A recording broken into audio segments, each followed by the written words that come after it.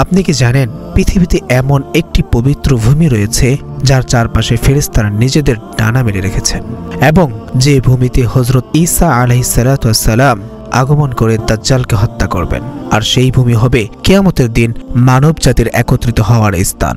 তাই এই সকল গুরুত্বপূর্ণ বিষয় জানার আগে ভিডিওটিতে একটি লাইক দিয়ে চ্যানেলটি সাবস্ক্রাইব করে নিন এবং দিন প্রচারের স্বার্থে ভিডিওটি অন্যান্য বন্ধুদের মাঝে শেয়ার করে দিন। তো চলুন শুরু করা যাক।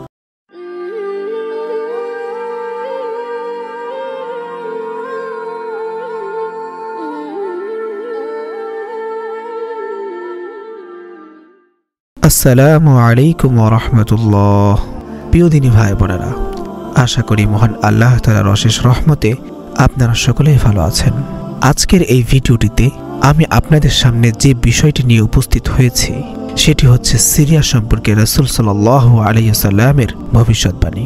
আপনি কি জানেন পৃথিবীতে এমন একটি পবিত্র ভূমি রয়েছে যার চারপাশে ফেরেশতারা নিজেদের ডানা মেলে রেখেছেন, এবং যে ভূমিতে হযরত ঈসা আলাইহিস সালাতু ওয়াস সালাম আগমন করে দাজ্জালকে হত্যা করবেন, আর সেই ভূমি হবে কিয়ামতের দিন মানব জাতির একত্রিত হওয়ার স্থান। কুরআন ও হাদিসের আলোকে সিরিয়া সম্পর্কে রাসূল সাল্লাল্লাহু আলাইহি ওয়াসাল্লাম যে বর্ণনা করেছিলেন, মুসলিম উম্মাহর কাছে পবিত্র নগরী মক্কার এবং মদিনার পরেই তৃতীয় পবিত্র ও ভালোবাসার স্থান হচ্ছে শাম দেশ।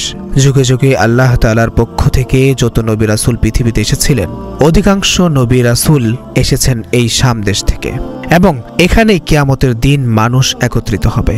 বর্তমান সিরিয়ার প্রাচীন ওই ঐতিহাসিক নাম হলো শাম। সিরিয়া এবং ফিলিস্তিন, জর্ডান এবং লেবানন নিয়ে তখনকার শাম সংগঠিত ছিল। তবে বর্তমান সিরিয়ার প্রাচীন শামের প্রধান অংশ হওয়ায় সিরিয়াকে শাম বলা হয়।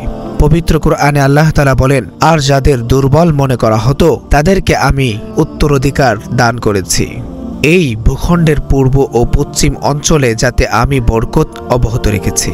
আল্লাহ তাআলা অন্য এক আয়াতে আরো বলেন, পরম পবিত্র ও মহিমাময় সত্তা তিনি, যিনি স্বীয় বান্দাকে রাতের বেলায় ভ্রমণ করিয়েছিলেন মসজিদে হারাম থেকে মসজিদুল আল আকসা পর্যন্ত, যার চারদিকে আমি পর্যাপ্ত বরকত দান করেছি, যাতে আমি তাকে কুদরতের কিছু নিদর্শন দেখিয়ে দেই। নিশ্চয় তিনি সর্বজ্ঞ।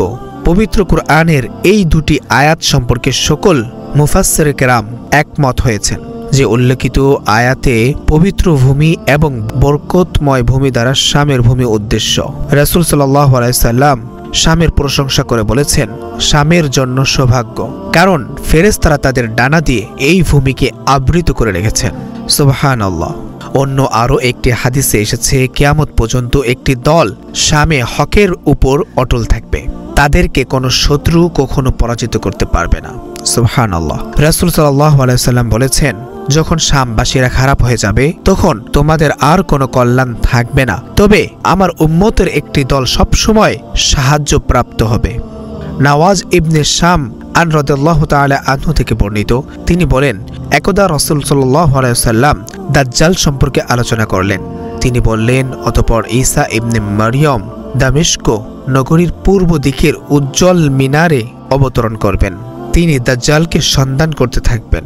অবশেষে তাকে বাবে লুদ নামক স্থানে গিয়ে পাকড়াও করবেন এবং তাকে সেখানেই হত্যা করবেন। ইমাম কুরতুবী, ইবনে কাসির ও ইবনে হাজার রাহমাতুল্লাহি আলাইহি বলেন, শাম হলো হাসরের ভূমি।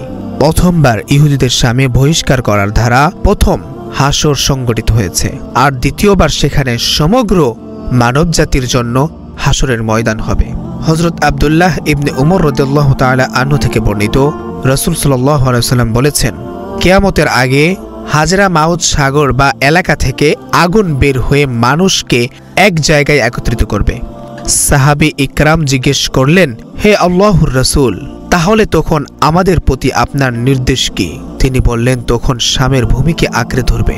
আল্লাহ তাআলা আমাদের সকলকে রাসূল সাল্লাল্লাহু আলাইহি সাল্লামের ভবিষ্যৎবাণী সিরিয়াকে যথাযথভাবে হেফাজত করার তৌফিক দান করুক, আমিন। এ সকল নিত্য নতুন ইসলামিক ভিডিও পেতে আমাদের প্রকৃত ইতিহাস চ্যানেলটিকে সাবস্ক্রাইব করে পাশে থাকা বেল আইকনটি বাজিয়ে দিন। আজ এখানেই শেষ করছি। আল্লাহ হাফেজ। দেখা হবে ইনশাআল্লাহ পরবর্তী কোনো ভিডিওতে।